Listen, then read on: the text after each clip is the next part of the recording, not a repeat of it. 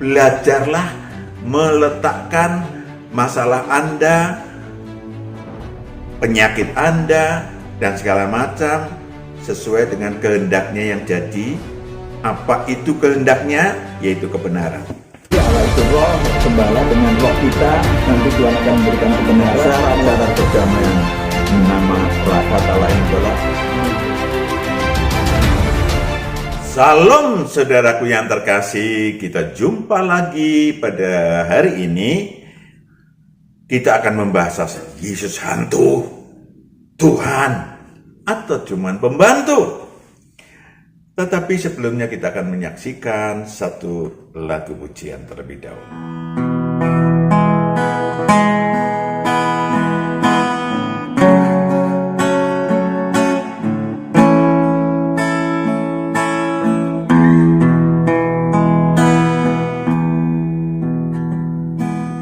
Makin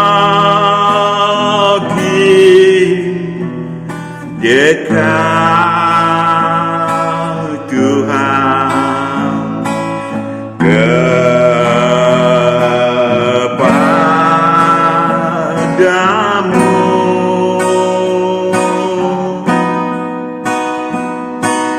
walaupun saliblah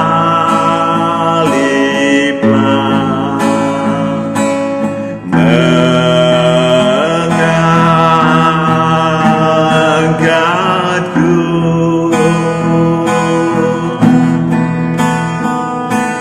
Inilah laguku dekat kepadamu, makin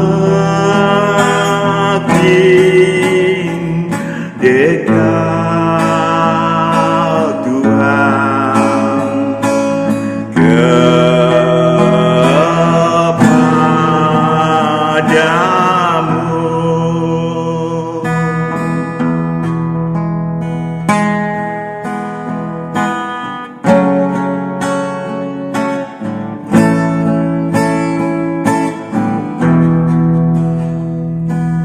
Batu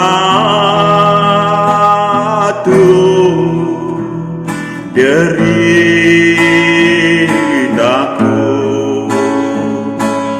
kokoh teguh,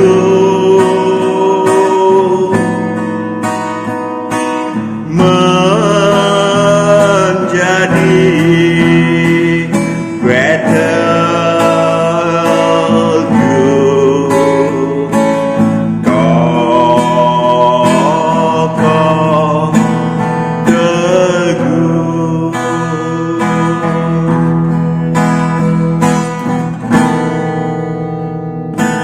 Jiwaku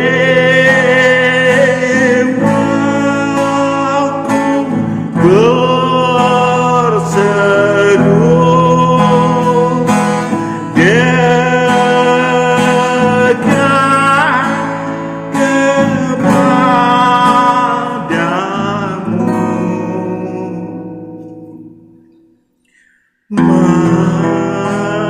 makin dekat Tuhan kepadamu.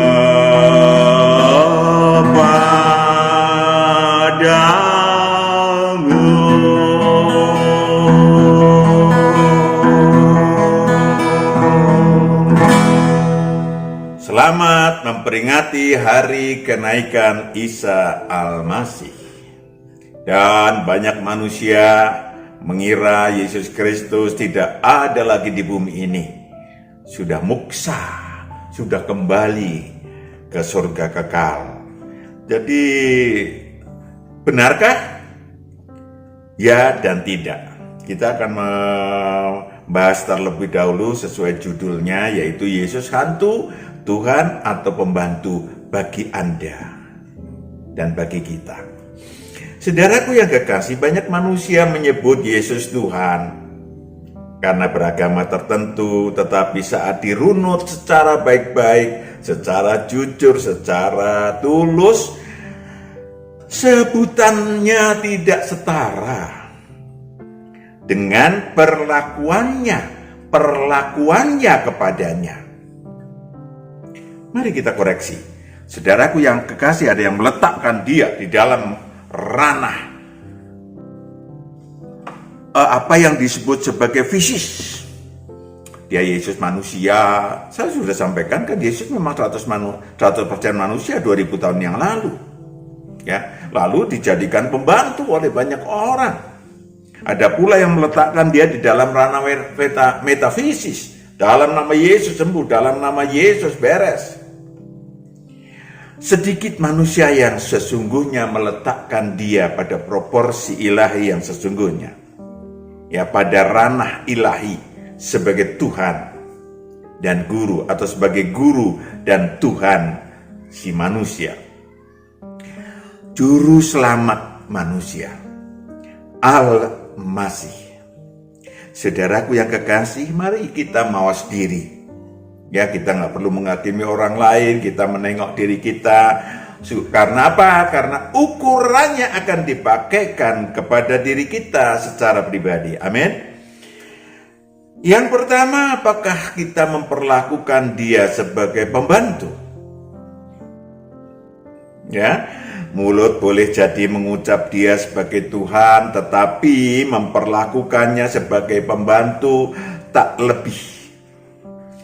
Tentu berdalih bahwa bukankah kita disuruh meminta dan mengetok dan akan dibukakan pintu? Matius 7 ayat 7-8. Yes, kita dengarkan firman-Nya. Saya juga mau tahu kok itu. Matius 7 ayat 7, mintalah maka akan diberikan kepadamu, carilah maka kamu akan mendapat, ketoklah maka pintu akan dibukakan bagimu. Karena setiap orang yang meminta, menerima, dan setiap orang yang mencari, mendapat, dan setiap orang yang mengetok, baginya pintu dibukakan.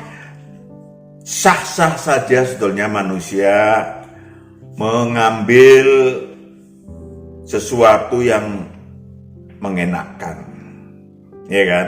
Termasuk firman Tuhan yang mengenakkan.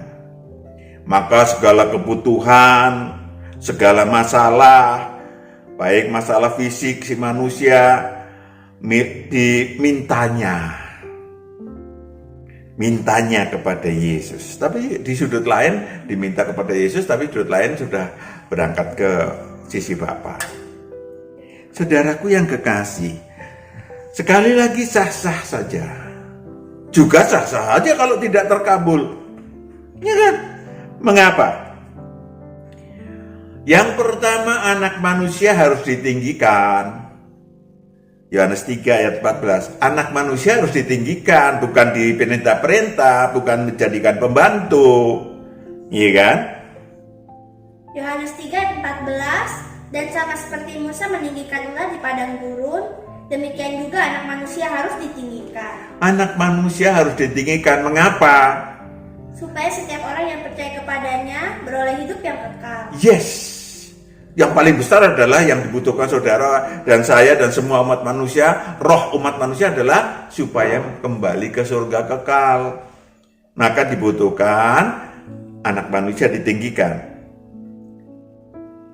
Apalagi cuman butuh kecil-kecil, cuman butuh sehat, cuman butuh kekayaan kecil itu. Tentu itu yang harus juga ditinggikan.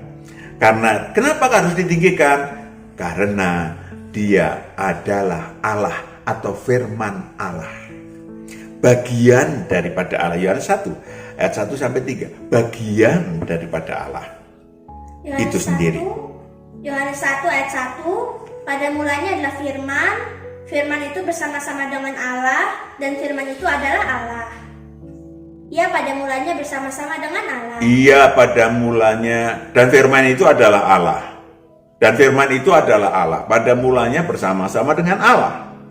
Segala sesuatu dijadikan oleh Dia, Dan tanpa dia tidak ada sesuatu pun yang telah jadi, dan segala yang telah dijadikan. Yes. Ayat 3. Udah. Mudah. Sekarang pertanyaannya adalah bagaimana Pak meninggikan? Yohanes 14 ayat 10 sampai 11. Bagaimana Pak meninggikannya? Yohanes 14 ayat 10. Tidak percayakah engkau bahwa aku di dalam Bapa Bahwa aku di dalam Bapa dan Bapa di dalam aku? dan Bapa di dalam aku. Apa yang aku katakan kepadamu tidak aku katakan dari diriku sendiri, tetapi Bapa yang diam di dalam aku, dialah yang melakukan pekerjaannya. Yang melakukan kehendaknya, rencananya, aku cuman melaksanakan. Itulah anak manusia. Lanjut. Percayalah kepadaku bahwa aku di dalam Bapa dan Bapa di dalam aku, atau setidak-tidaknya percayalah karena pekerjaan-pekerjaan itu sendiri. Lalu bagaimana meninggikan ayat 12? Aku berkata kepadamu, sesungguhnya barang siapa percaya kepadaku, Barang siapa percaya kepadaku, ia akan melakukan juga pekerjaan-pekerjaan yang aku lakukan, ia akan melakukan juga pekerjaan-pekerjaan yang aku lakukan, bahkan pekerjaan-pekerjaan yang lebih besar daripada itu. pekerjaan lebih besar daripada aku. Kalau dulu mengelilingi Danau Galilea, sekarang sudah pakai handphone aja, pakai WA kayak, iya kan? Pekerjaan-pekerjaan yang lebih besar. Saudaraku yang kekasih, barulah ayat 14 ya. Ayat 14, jika kamu meminta sesuatu kepadaku dalam namaku, aku akan melakukannya. Itu dia rumusnya. Itu dia kebenarannya. Ditinggikan dulu ya dengan kita melakukan pekerjaan-pekerjaan yang anak manusia lakukan, itu baru ada fakta. Yang kedua, tengok baik-baik permintaan Anda. Ya kan? Adakah Anda minta roti yang melambangkan hal-hal yang baik, yang walaupun gambarannya fisik, walaupun permintaan fisik, no problem. Atau saudara minta ular, melambangkan hal-hal yang jahat atau yang membahayakan roh atau diri Anda. Ya, kehendak daging dan pikiran jahat. Banyak orang meminta kepada Tuhan padahal itu kehendak daging dan pikirannya pikiran jahat. Efesus 2 ayat 1 sampai 3. Efesus 2 ayat 1, kamu dahulu sudah mati karena pelanggaran-pelanggaran dan dosa-dosamu. Kamu hidup di dalamnya karena kamu mengikuti jalan dunia ini, karena kamu mentaati penguasa kerajaan angkasa, yaitu roh yang sekarang sedang bekerja di antara orang-orang durhaka. Saudaraku yang kekasih, ayat Matius 7 ayat 9 tadi belum dibaca, di mana sebetulnya dia akan menyeleksi. Tuhan akan menyeleksi dulu, memberitahukan kepada saudara sesungguhnya yang saudara minta itu ular atau coba Matius 7 ayat 9. Adakah seorang daripadamu yang memberi batu kepada anaknya jika ia meminta roti, atau memberi ular jika ia meminta ikan? Saudara minta ular atau minta ikan? Minta batu atau minta roti? Iya kan? Lanjut. Ayat 11, jadi jika kamu yang jahat tahu memberi pemberian yang baik kepada anak-anakmu, apalagi Bapamu yang di surga, Dia akan memberikan yang baik kepada mereka yang meminta kepadanya. Maka banyak orang menunggu-nunggu jawaban Tuhan. Banyak orang menunggu-nunggu, menanti-nantikan jawaban Tuhan atas permintaannya. Kok nggak dijawab-jawab, padahal sudah dijawab. Tuh saudara nggak mau, mawas diri. Yang dia minta ular, yang saudara minta batu. Saudaraku yang kekasih, Allah hanya memberikan yang baik. Tadi firman-Nya udah dibaca. Allah hanya memberikan yang baik. Yang ketiga, tengok, boleh saja kita meminta kepada Tuhan. Boleh saja. Tadi udah 1, 2. Yang 3, kehendaknya yang jadi, bukan kehendakku. 1 Yohanes 5 ayat 14. Belajarlah meletakkan masalah Anda, penyakit Anda, dan segala macam sesuai dengan kehendaknya yang jadi. Apa itu kehendaknya? Yaitu kebenaran. Lanjut. Yohanes 5 ayat 14. Dan inilah keberanian percaya kita kepadanya, yaitu bahwa Ia mengabulkan doa kita jikalau kita meminta sesuatu kepadanya menurut kehendaknya. Menurut kehendaknya. Ya, tetapi tentu dengan sebelumnya harus mengerti kehendak Tuhan. Ya kan? Kalau 1 ayat 9, mengerti kehendak Tuhan. Kolose 1 ayat 9, sebab itu sejak waktu kami mendengarnya, kami tiada berhenti-henti berdoa untuk kamu. Kami meminta supaya kamu menerima segala hikmat dan pengertian yang benar untuk mengetahui kehendak Tuhan dengan sempurna. Mengetahui kehendak Tuhan dengan sempurna. Mau dikendalikan Tuhan, mau belajar kepadanya agar tahu jalan keluar yang Tuhan tunjukkan bagi saudara. Amin. Itu yang penting. Ya, bukan sulapan tiba-tiba minta roti dari langit jatuh roti. Kalau dikasih begitu, saudara minta ular, tiba-tiba jatuh 10 ular. Saudaraku yang kekasih, datanglah kepadaku hai yang letih lesu dan berbeban berat. Pikulah buk yang kupasang dan belajarlah padaku. Apal sampai saudaraku yang kekasih melakukannya yang susah. Menghafal firman-Nya gampang ya. Jadi jangan pernah, sekali lagi perhatikan baik-baik, jangan pernah memperbudak Tuhan. Plus bertuhan hanya saat membutuhkan saja. Ya, tidak sedang membutuhkan Tuhan diafkir. Tuhan dilupakan. Itu banyak yang demikian. Saudaraku yang kekasih, mari kita mengkoreksi diri. Mari kita mawas diri. Amin. Yang kedua, apakah Tuhan saudara anggap hantu atau pesulap, ahli magic? Saudaraku yang kekasih, mari kita tengok. Ada lagi orang yang memperlakukan Tuhan Yesus sebagai hantu, meletakkannya di dalam ranah metafisis. Meletakkannya dalam ranah metafisis. Dia diletakkan sebagai tuyul kemakmuran. Pak Matius kok kasar sekali memakai kata-kata. Yes, memang demikian. Ya, tuyul kemakmuran. Seorang laki-laki jumpa Pak Matius 20 tahun yang lalu di satu tempat. Dia sedang duduk di kursi roda. Pak Matius pas kebetulan mampir ke rumahnya. Dia bilang kepada saya, Pak Matius, saya pernah jadi Kristen loh.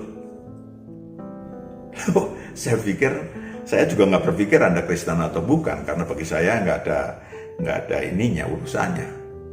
Tapi dia bercerita bahwa dia sudah pernah sembuh di KKR dari lumpuhnya. Sebetulnya nggak terlalu lumpuh dulu kata dia. Begitu ikut KKR, dia bisa berdiri, bisa berjalan. Tadinya berjalan pelan-pelan, dia bisa lari jalan kiri kanan dengan cepat. Dan kemudian dia menjadi beragama Kristen. Lalu 1-2 bulan kemudian tiba-tiba dia lumpuh kembali, bahkan lebih parah. Saudaraku yang kekasih, saya ingin sampaikan kepada saudara, banyak kasus kayak gitu. Karena menganggap Yesus adalah tuyul kemakmuran, tuyul kesehatan. Saudaraku yang kekasih, memang 2000 tahun yang lalu terjadi berbagai keajaiban yang dilakukan oleh anak manusia. Dari manusia sakit disembuhkan, bahkan mati pun dihidupkan. Sampai 5.000 orang lebih.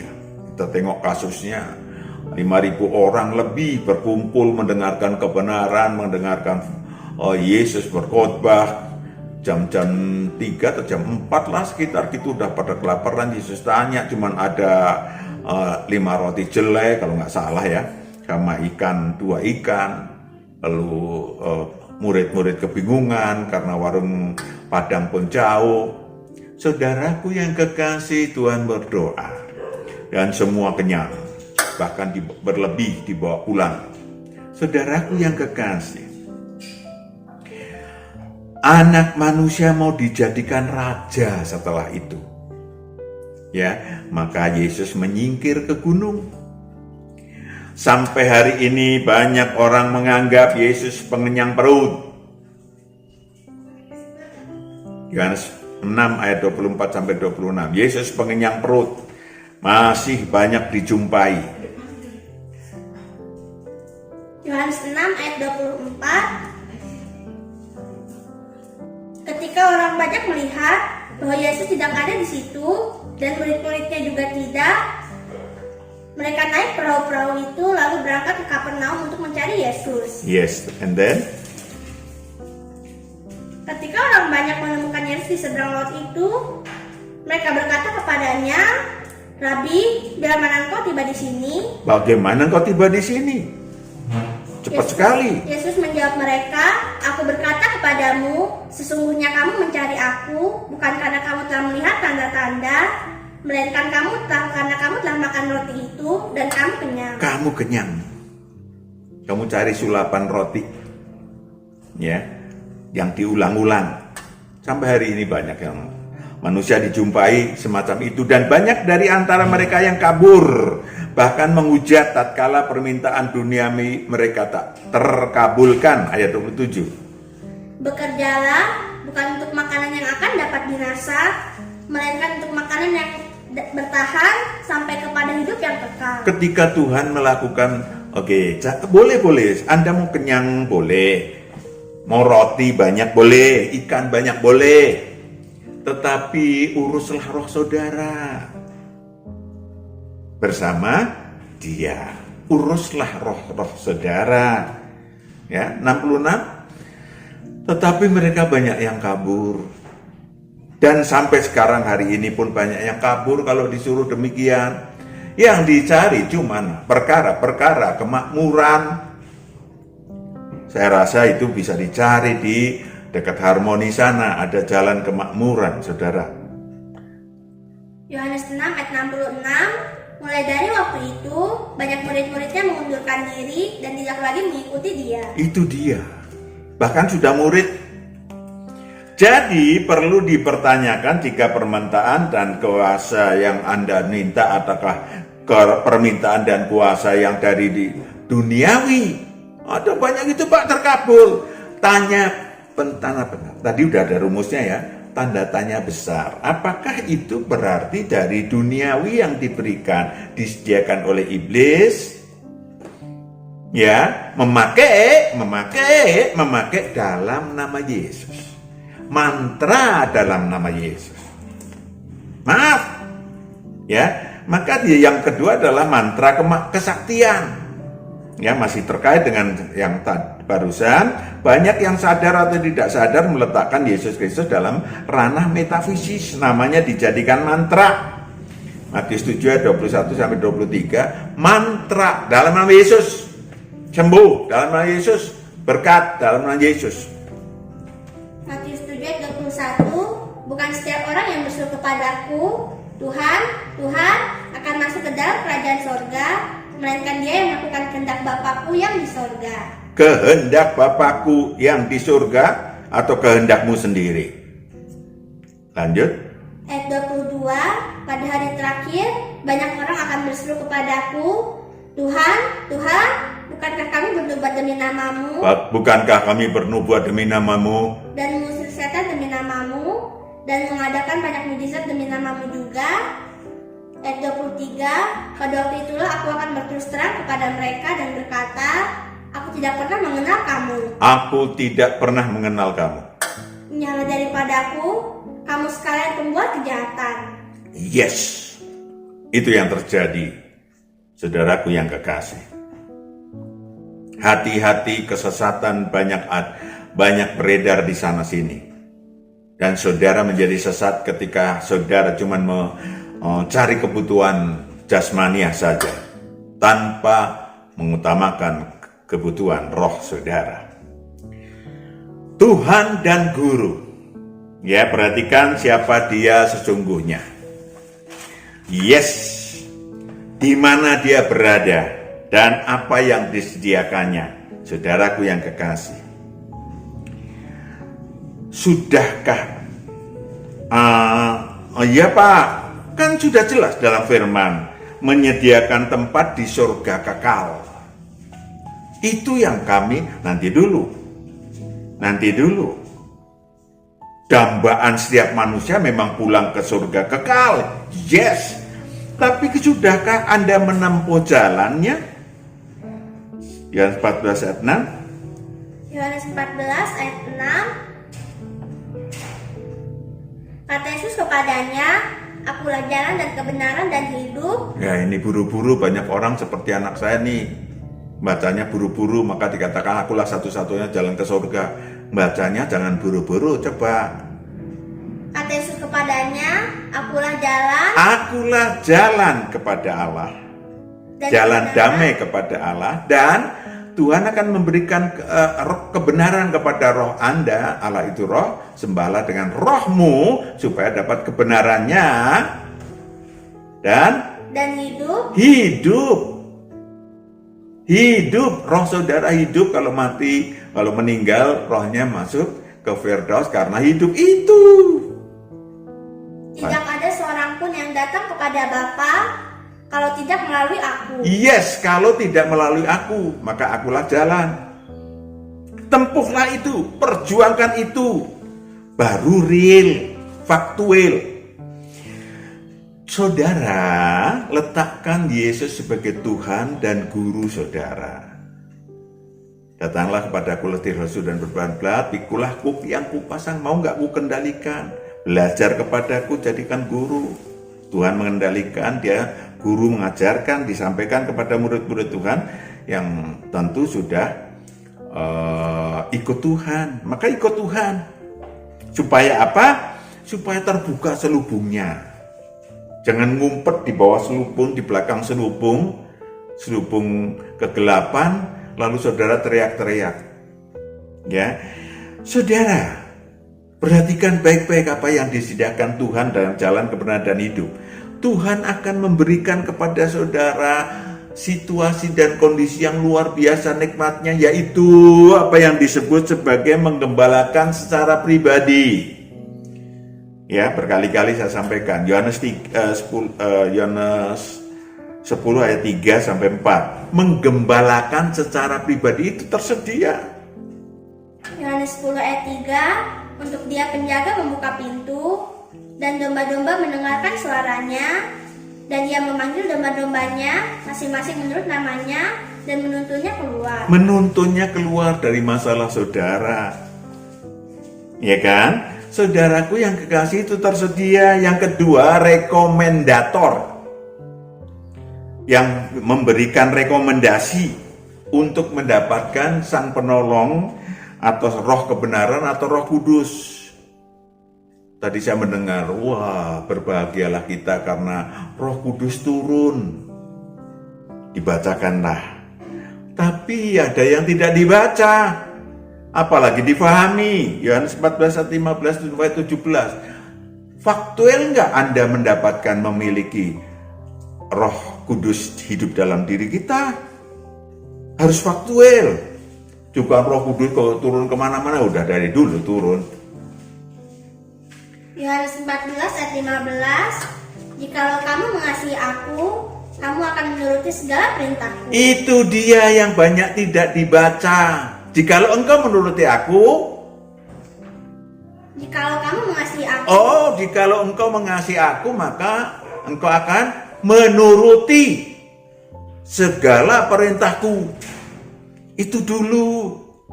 Baru Roh Kudus akan diberikan. Lanjut.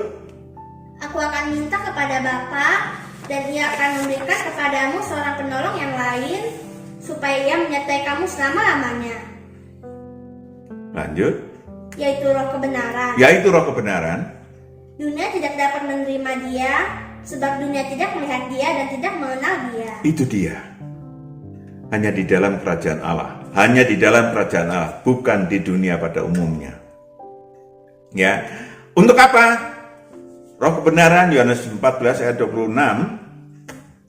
Yohanes 14 ayat 26, tetapi penghibur, yaitu Roh Kudus, yang akan diutus oleh Bapa dalam namaku, Dialah yang akan mengajarkan segala sesuatu kepadamu. Mengajarkan segala sesuatu kepadamu, segala sesuatu termasuk kebutuhan saudara. Secara jasmania. Dan akan mengingatkan kamu akan semua yang telah kukatakan kepadamu. Yes, mengingatkan kamu untuk menuntut roh saudara. Selesai. Supaya apa? 27. Damai sejahtera kutinggalkan bagimu. Damai sejahtera yang sesungguhnya, damai sejahtera yang sejati. Damai sejahtera aku kuberikan kepadamu, dan apa yang kuberikan tidak seperti yang diberikan oleh dunia kepadamu. Janganlah gelisah dan gentar hatimu. Janganlah gelisah dan gentar hatimu. Rohmu itu jangan gelisah dan gentar. Kenapa? Setiap manusia, sadar atau tidak sadar, itu kalau rohnya gentar, saudara. Gentar itu apa? Kalau mati, rohnya bisa siksa kubur masuk atau alam maut, ngeri, gemetar. Ya, atau kalau nanti pada masa penghakiman setelah kiamat, udah masuk alam maut. Kalau setelah kiamat, masuk neraka kekal. Saudaraku yang kekasih, yang terakhir, Firdaus dan surga kekal disediakan Tuhan. Yohanes 5 ayat 24 sampai 25. Yohanes 5 ayat 24 sampai 25. Aku berkata kepadamu, sesungguhnya barang siapa mendengar perkataanku dan percaya kepada Dia yang mengutus aku, ia mempunyai hidup yang kekal dan tidak perlu dihukum, sebab ia sudah pindah dari dalam maut ke dalam hidup. Ke dalam hidup, akulah jalan kebenaran dan hidup. Roh kita kalau mati, tubuh alamiah kita, maka roh kita masuk ke hidup atau Firdaus. Saudaraku yang kekasih. Dan itu dikenalkan. Kita hari ini memperingati apa yang disebut hari kenaikan Isa Al-Masih. 40 hari loh. 40 hari Yesus dan orang-orang yang dibawa dari alam maut, roh-roh mereka beredar di seluruh bumi. Menemui 500 orang lebih.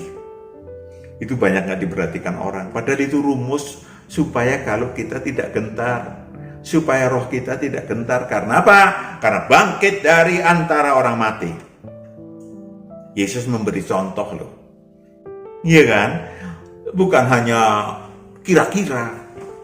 Beredar di antara manusia 500 orang. Nggak cuman konon kabarnya, ya, viral, enggak gitu. Faktual. Dan Tuhan menginginkan ada faktual dalam kehidupan kita. Kelak kalau kita meninggal, kalau saya meninggal atau saudara meninggal, tidak gentar, rohnya sudah bangkit dari antara orang mati dan masuk ke Firdaus. Amin. Amin. Kita berdoa. Bapa di surga, hamba serahkan anak-anak-Mu. Engkau yang memiliki Dia, Engkau sudah berbicara kepada mereka dan kami.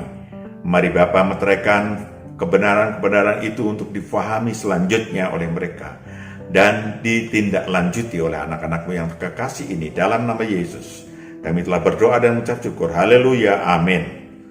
Selamat memperingati hari kebangkitan, hari kenaikan Isa Al-Masih. Amin. Tuhan berkati.